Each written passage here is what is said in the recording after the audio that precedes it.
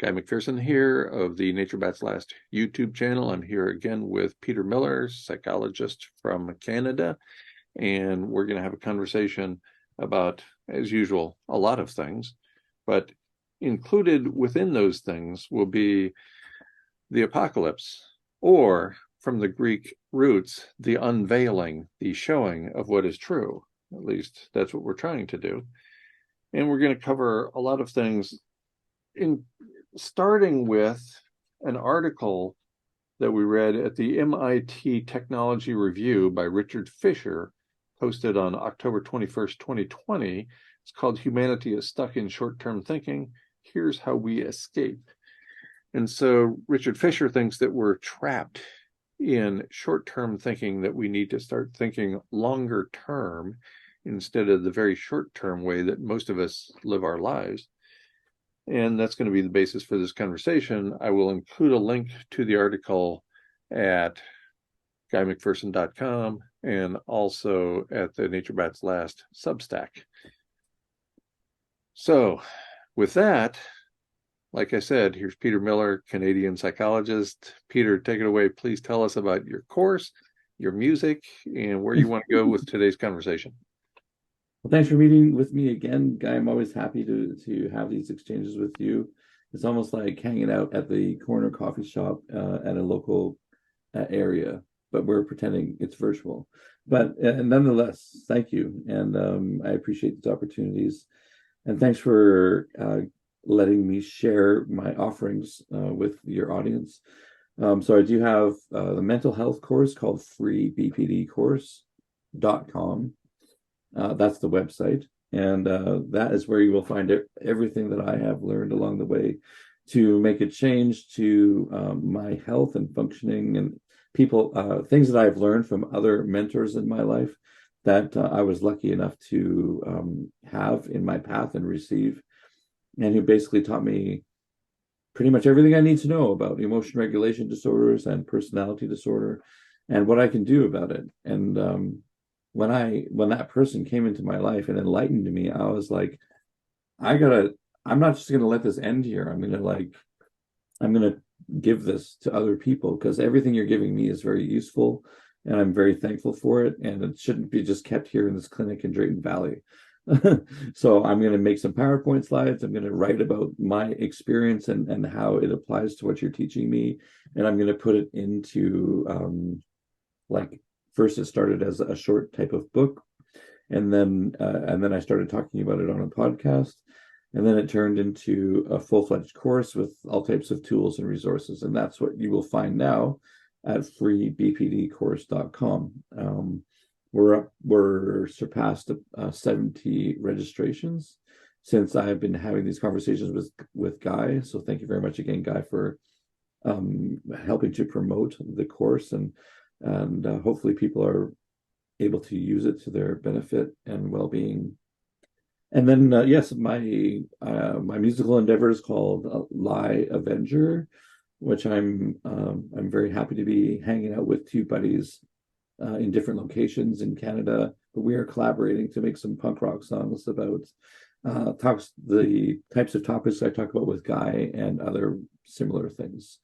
So you can find those in the major streaming platforms. Lie Avenger. We currently got 2 songs, but we got several more slated for 2024.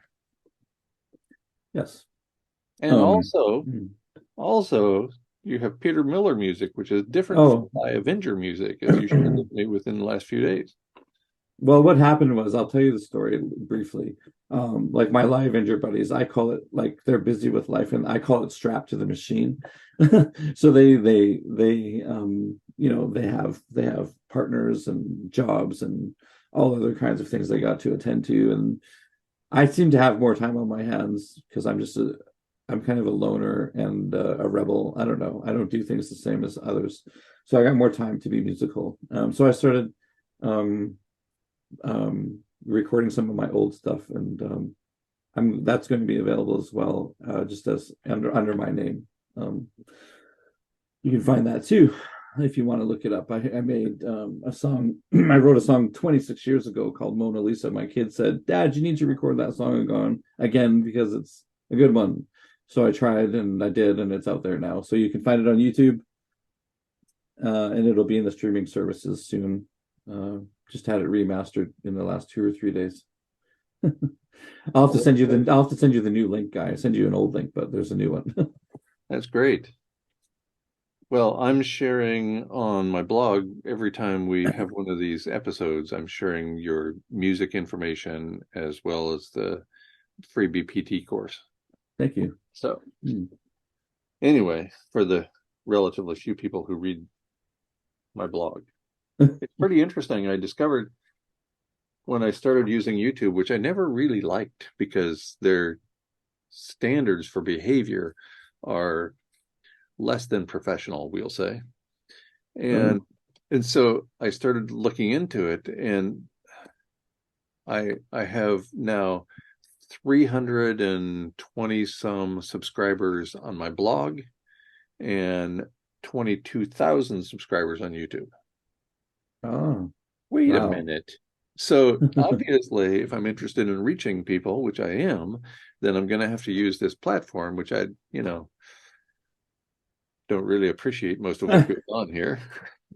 There's a So, lot of trolling. There's a lot of abuse that seems to be allowed. But I right. mean, And so I with it, feel sort of hypocritical. I hate this platform, and yet I'm going to use it. it's the way it is nowadays. I mean, it's there's some pros and cons to everything, I guess, and I guess we have to put up with some things. Right. Mhm. Yes. So this article that you sent my way by Richard Fisher about short-term thinking and long-term thinking as well makes some really interesting points. In fact, I highlighted about a quarter of the article because there's some really good stuff here. So, for example, I'm just going to read a couple of quotes here and there, and then we'll get into a little bit more back and forth. He writes, these long-term risks make it increasingly important to extend our perspective beyond our own lifetimes. Our actions are rippling further into the future than ever before. And he's pointing out that because of technology and the interconnected manner of society, everything we do ripples out beyond us. And my response when I saw that is, of course, that's right. We're not in the medieval times anymore where my impact as a human being is restricted to the 25 or 50 or 150 people who I know and who know me personally. It's not like that Mhm. anymore, Nope. right? I have many friends that I've not met, including you, Peter, Hmm. and many others because of the technology that allows us to take advantage of virtual communication. Hmm. And yes, our actions are rippling further into the future than ever before. They're also rippling into the present and affecting more people than we've ever been able to affect before, just because of Hmm. these platforms that are a gift and a curse at the same time, because of a variety of reasons. Hmm. So I'd love to hear your thoughts about the trade-off, or maybe it's not even a trade-off, the paradox of living in the here and now, and that's how we appreciate our lives, Hmm. and also planning for a future, the length of which depends, obviously, and if it gets too long, it'll never come, at least for us as individuals, right? And I recognize that everybody has to plan for the future at the family level to make sure you have food and water, at the community level to make sure you maintain a community, at the societal level, and so on. And yet, there's this trade-off with how much time need I spend thinking about a future that might not come. Your Hmm. thoughts?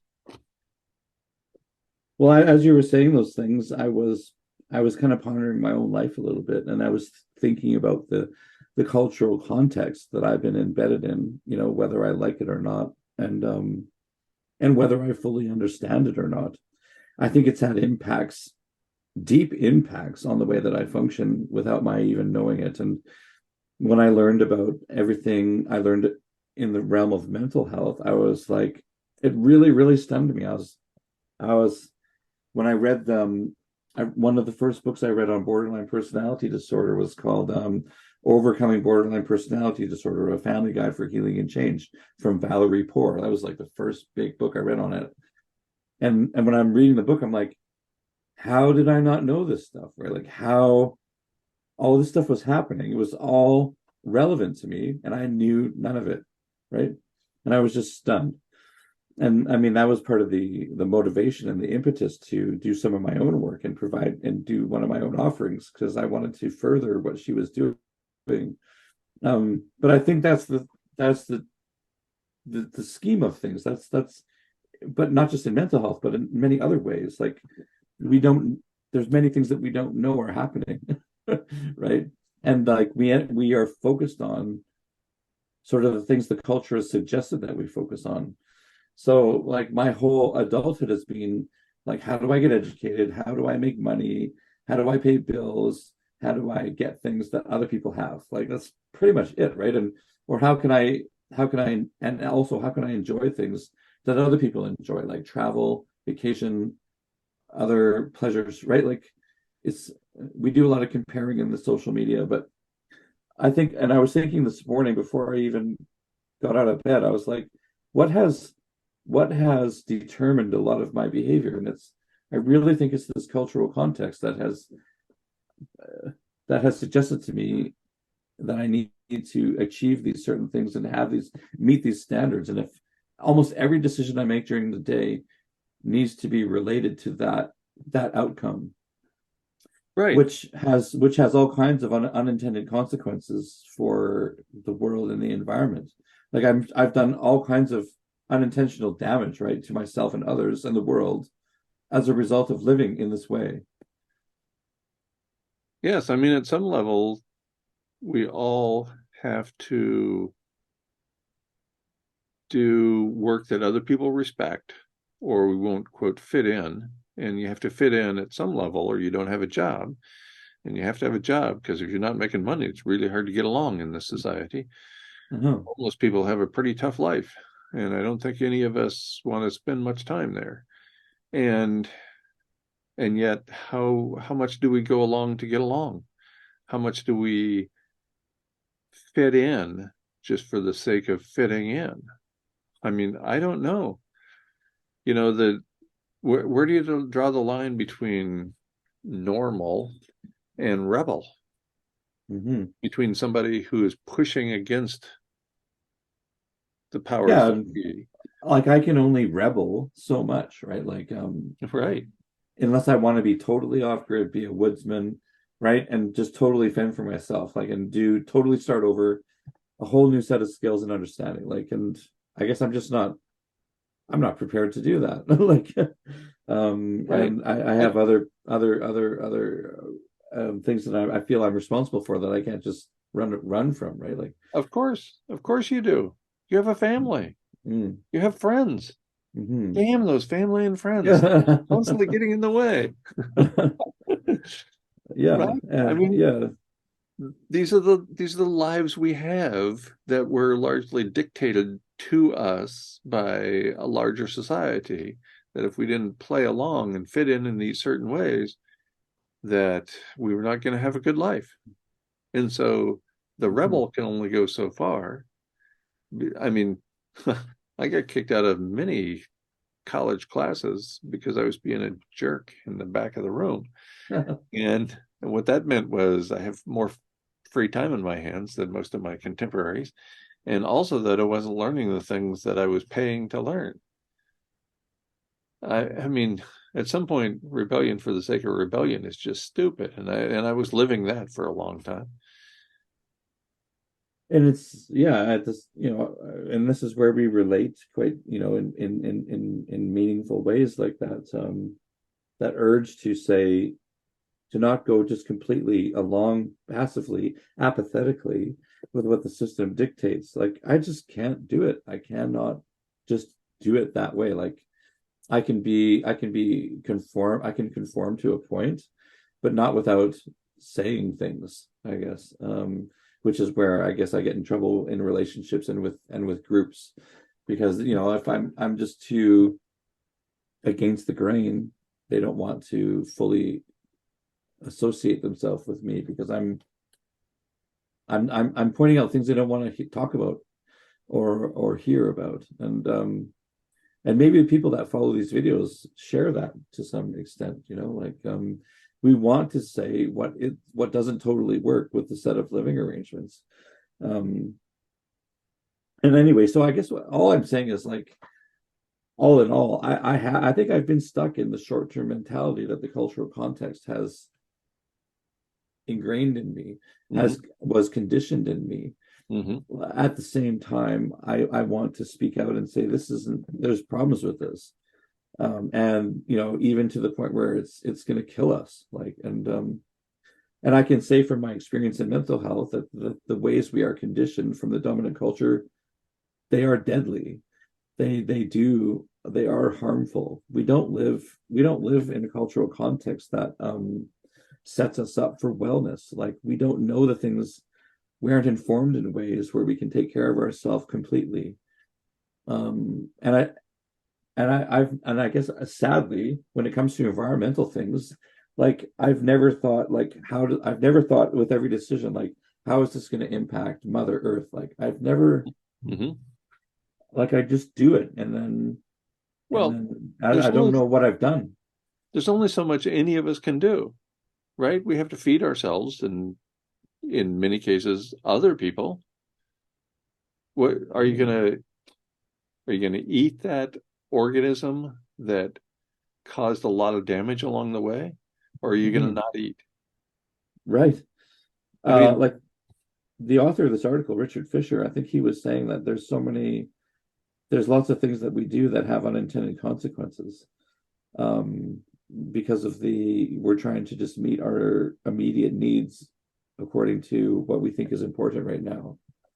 right. Um, And and here's a great line from the article. You can see short-termism, and short-termism is the focus on the short term, obviously. You can see short-termism in business, in populist politics, and in our collective failure to tackle long-term risks like climate change, pandemics, nuclear war, or antibiotic resistance.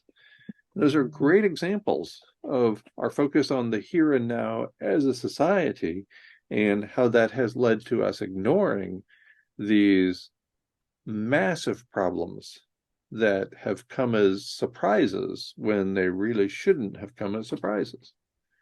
mhm, mhm. Yeah, that is what we are surrounded by. Is that, I guess, the consequences of, I don't know if this is safe to say, but so is it fair to say that, people who have more power than your average citizen, uh, don't they kind of dictate the flow of things, and don't they even dictate how people lower than them are going to decide things? Because, I mean, you have people in government, you have people in corporations, and they make decisions, and then doesn't their decisions influence what the rest of us are going to do to stay alive, right? So, like, you know, they might just say, we're going to make this change about plastic bags, or we're going to make this change about what something costs.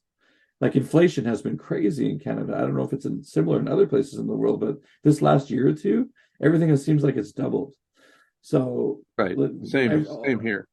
all these prices have changed, and now we have to make decisions based on that, right? And like, when they put on that pressure, I'm not thinking, what are my decisions gonna do to the environment? I'm just, like, thinking, how am I going to put food on the shelf? How am I going to stay alive for the next month?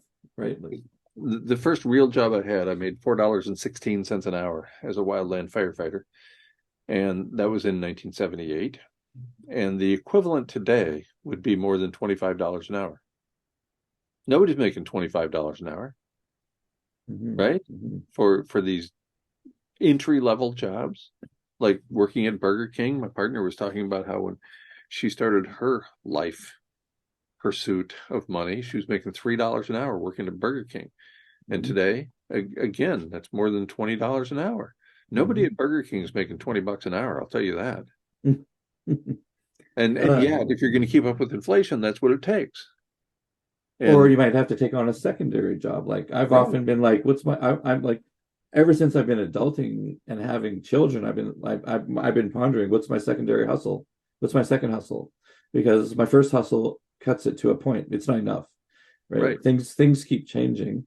These decisions keep being made from people up here that influence me down here, and they always want more, right? So Of course. And they always get more, and you don't get more. You get less. I just figuring keep having to pay them more, I think. It's a zero-sum Well, game. It's a zero-sum game. They're going to get like more that's got to come out of somebody's hide. like the weird thing with inflation, and correct me with if I'm wrong. So something changes in the market, right? And then a business person says, I'm not going to absorb this cost. My profit margin is, I'm not going to let it change, right? I'm not going to make less for you. My profit margin is going to stay the same. I'm going to pass on whatever additional cost has been handed down. I'm going to pass it on to you. So Right. you're going to pay for the additional cost, not me. And it's a self-reinforcing feedback loop, right? Every time somebody adds more salt or dirt or hair or whatever to a product, and then you have to add more of other things, and then that goes on to become part of another thing, part of another product, and so it just accelerates. Yeah, and I often wonder, where does inflation end? And It ends with deflation, which we call depression, recession, or depression. And those typically have adverse consequences for the majority of us. hmm hmm So everyone's trying to protect their bottom line in the short-term thinking world, Right. right? Uh, and that, I mean, that is not a sustainable program, is it? Is it not? Right. I I mean, mean, how last long can week, you do that? was it last week we talked about The Short? Yeah, Big Short, yeah, the movie. The Big Short, the movie, right? In which that's what happened. 2008, 2009, the price of things collapsed. And Right. that turned out to be terrible for a whole bunch of people and really good for a few people who foresaw this thing coming. hmm And and so that's the result of inflation. Inflation leads to more inflation and leads to more inflation, and then you have deflation, which we call a depression, and that doesn't turn out very well for almost anybody. No, no. Uh, so I mean, and that is that way of making decisions, I guess is what I'm going to say with this short-term thinking is it just keeps getting repeated, in this economic type of system we're in, the way, I guess, the way money is set up, the way the tax system is set up, uh however inflation works, however currencies work. A lot of that is still mystery to me, to be honest. Mm-hmm. Mm-hmm. um And that's by design, by the way. You're and not supposed to know. not supposed to know. And even if I tried, I don't think I would be like, screw this, I don't care, like it's too complicated, right? If I wanted to look into it deeper. I mean, I know we live in a debt system, and I know that there's the currency is controlled by the world banks, and that it's all debt based, and it is like a pyramid scheme. Yeah. And what really baffles me is, like, how could the people in charge think this is a good idea? Like, not only for us, but for them. Like, it's going to crumble. Right? Because those are the people in charge who are running the banks. The Federal Reserve System is in charge.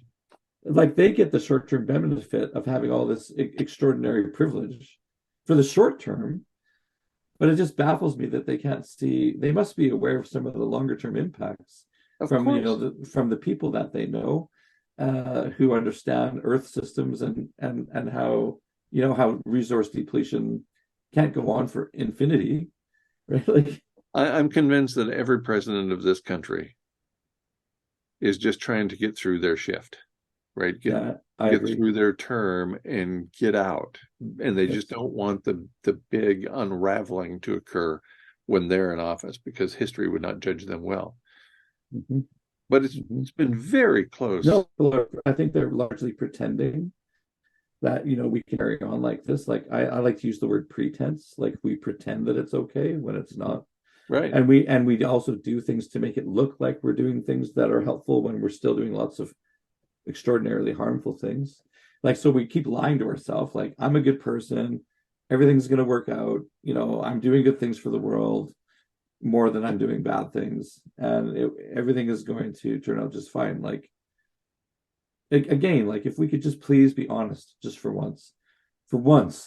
Like, when I'm talking to Guy, it's like this one opportunity each week to be honest. like, like we're being honest, like, just this once, Right. just for these 30 minutes. Like, Right. it's just, that's all that I get. Oh my goodness. Let's turn to the article by Richard Fisher again, Okay, and specifically his section called Temporal Stresses. sounds good. Yeah. He writes, during a recent fellowship at MIT, I investigated how our psychological experience of the future can change. I was curious about what role the far future plays in our day-to-day lives, if any. I also wanted to know what psychological pressures might cause us to lose sight of the long term in everyday decisions. I call these pressures temporal stresses. Some themes surfaced again and again, to which I've given the convenient acronym SHORT. SHORT. S stands for salience, H for habits, O, overload, R, responsibility, and T, targets. And so he goes through in some detail each of those, from salience to whatever the last one was, targets.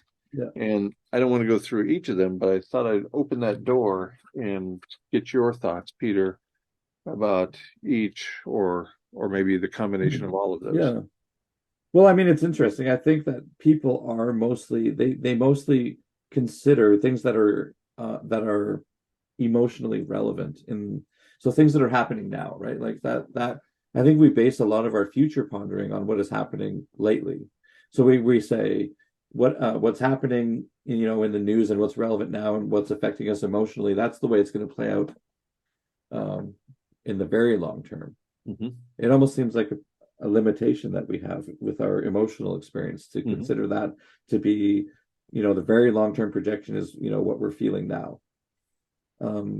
And then the other part there that really stands out is the temporal stresses. And I think we were talking about that a little bit before, where we're just so caught up in trying to hold our life together. Like, I'm just so caught up in trying to pay my mortgage. I'm just so caught up in trying to keep up to inflation. I'm just so caught up in like mowing my fucking grass. Like, food on the table, water coming through the taps. Basically, these things that basically we all take for granted until we go to pay the bill. Yeah. Like, and so when I'm caught up in those immediate demands, I don't think I have the cognitive capacity to be thinking about the stuff that I've learned about with Guy.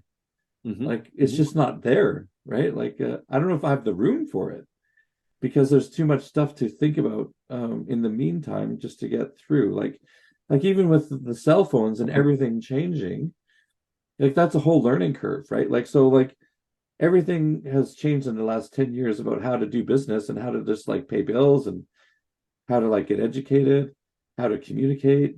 Like, there's an app for everything now, right? And either you learn how to use the app or you can't do it. Right. Right. Well, like, and Fisher points out in this article, he says, consider it took 71 years for telephones to be adopted by half the U.S. population. 71 years for half the U.S. population to get a telephone. By contrast, cell phones took 14 years to reach the same milestone, and the internet, only a decade. Mm-hmm. So another example of everything accelerating. Yeah. Well, I mean, I saw an ad for Microsoft once, and you wouldn't believe the slogan. It said "Keep up or die." That's what they said. How honest of them. Right. But I mean, that is largely what we're faced with. Like, if you don't keep up, like, and I'm thinking of my dad, right? I love my dad. He's old. He's 83, and he never had a smartphone, and he is going to stay a dinosaur until he passes, because he's never going to do it. But the rest of us are like, how am I going to keep up with learning every new app, every new way of doing things? And it just keeps accelerating. it seems like it keeps accelerating. The people in power, they want to do more and faster, have more. Like, so they're always trying to leverage the technology, right? And then us lower down people, we have to conform. Or isn't it true? Or like, if we don't conform, then we can't do the things that we normally do. Like, we have to do Right. the way they want us to do it. Then that takes up a lot of like energy and like cognitive space. I think that's what he's saying by that temporal stress. Um, so we're almost forced into this short-term mentality. Uh, uh, Like, of course. I don't know if you ever watched Star Trek. oh yeah, yeah, You love remember Star the Trek. Borg? Yeah, love it. The Yeah, Borg yeah. resistance is futile. Resistance Resistance is futile. futile. And Basically, and the Borg is everything around us now. It's society. It's the set of living arrangements. It's resistance is futile. more or You got less. Yeah. you, you can't you can't resist the Borg. Well, you can. You just, if you don't want, if you want to lose all your privileges, then yeah, you can resist, Yes, right? Like, yeah. exactly. Like if But you want to start going without normal things, then yeah, you can right, resist. if you can get along without food and water, fine. Resist away. And that's the situation that we're in.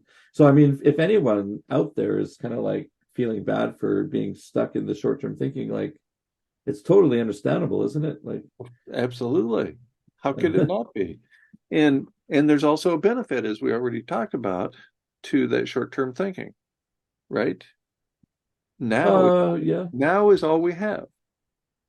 Now is all we're guaranteed. We're not guaranteed another day, another week, another month in our lives. And yet, to adopt that very short-term thinking is to sacrifice the ability to put food on the table.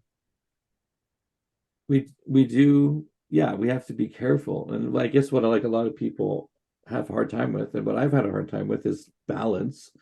So it's very hard to not get stuck in one type of mindset and then also switch over to another. So, for me to balance long-term thinking with short-term thinking, it's not easy. Um, I tend to stay in a certain groove when it comes to my functioning. So, but I mean, in my work, and as I was saying to you before, what happens is people get stuck. I call them what if people, because they're always saying, what's going to happen? What if this happens? What if that happens? What if I can't pay the bills? What if this goes wrong? And then they're perpetually anxious, and that takes a toll on your body mind system, eventually to a point where I think you could have panic attack or other adverse consequences.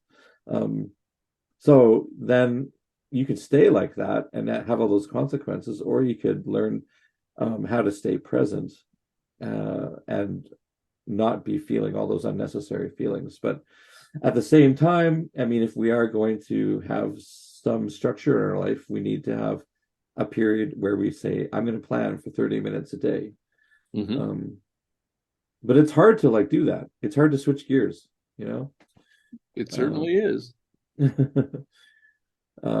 and especially if you've been using what if thinking as like a coping mechanism, because I think people use it as a way to feel safe and secure, like again, a false form of a false type of sense of security. And it's like a behavior people use as a way to strangely, as a way to avoid feeling afraid, but it actually they end up being more anxious in the long run. The better thing to do is to practice staying present and to just trust in your brain body resources to manage situations as they arise. But it's if you're used to doing it the other way, then it's hard to switch over. Right. I was just going to say easier said than done, right? I mean, to just assume that I've made it to this point in my life, and therefore I'm going to make it through the day, through the week, through the month because of my ability to think my way through this. Mm-hmm. Huh. Well, the Everything world, I say that repeatedly in mental health to my clients. Like, everything I say is easier said than done. Like, and don't assume I can do it perfect, because I can't.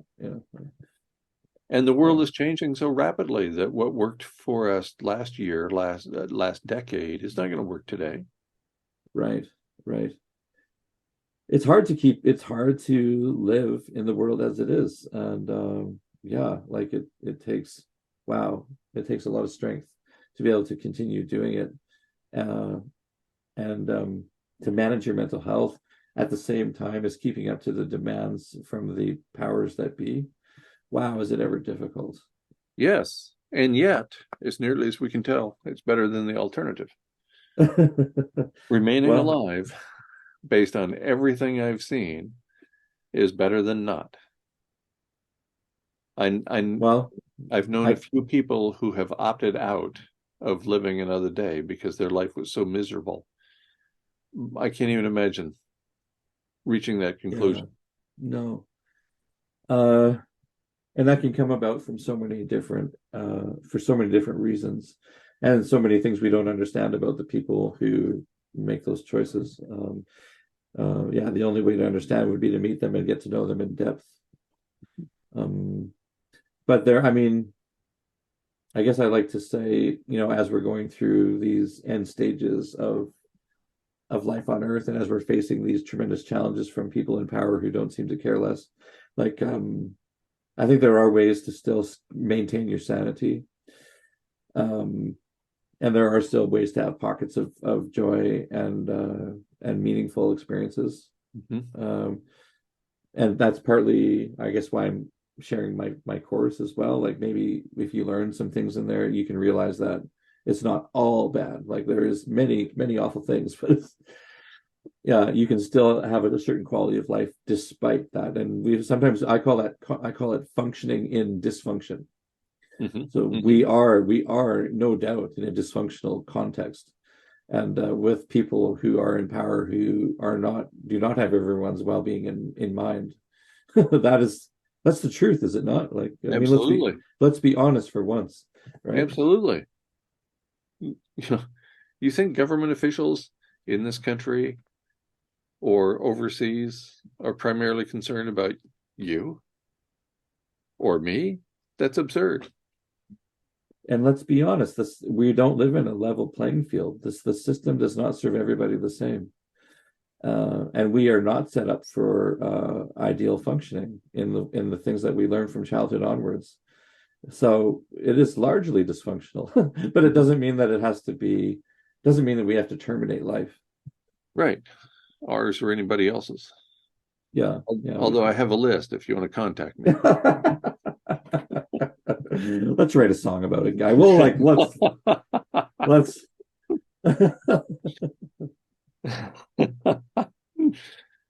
But I guess like the last part there, they were talking about targets.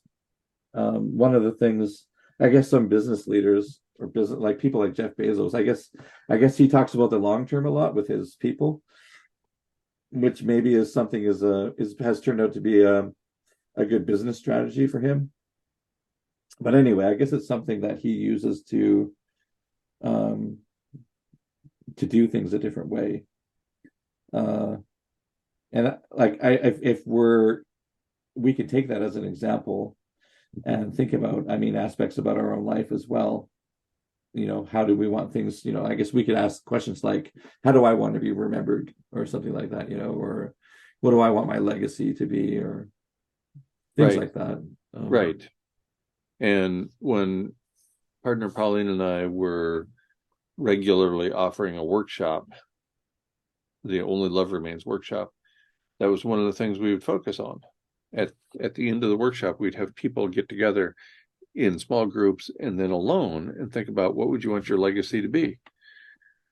And even if you accept that relatively soon we'll be out of habitat for our species, and therefore we won't be alive, even if you accept that, still you have a legacy of at least a day, a week, a month that you're going to Mhm. leave behind. How do you want to be remembered? This gets at the very heart of what people consider to be their finest qualities, their integrity, their ability to do things for other people comes Yeah, into play. I think yeah. these are important things. I think we can support people in life the same way we can support people in death. So we can maintain our humanity in either situation. I don't know if you've ever seen that movie, The Walking Dead, but it's been one of my favorites on Netflix.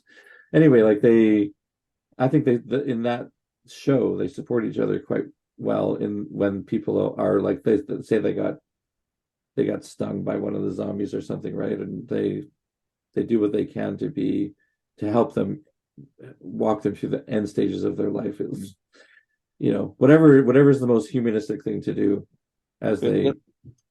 That's interesting. I've never seen The Walking Dead or any of its spin-offs. Yeah. Pauline is addicted to that stuff.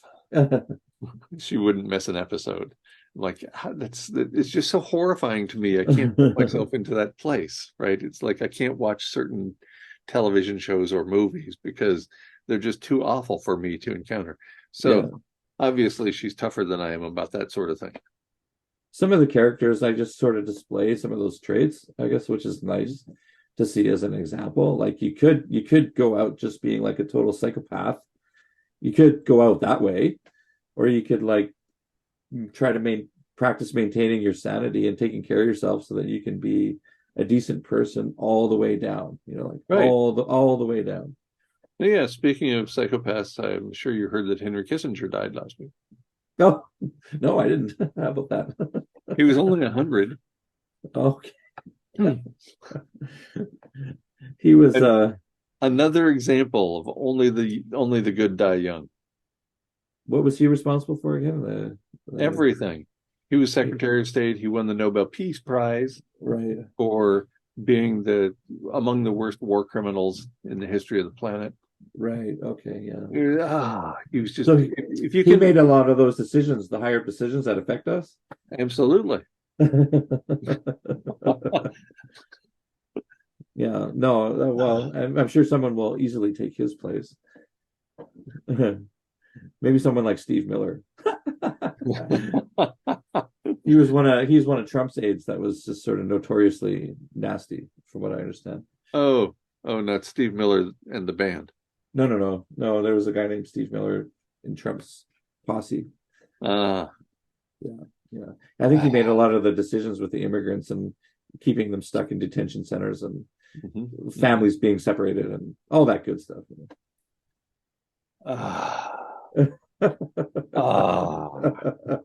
I so enjoy our conversations until you start broaching on reality like that.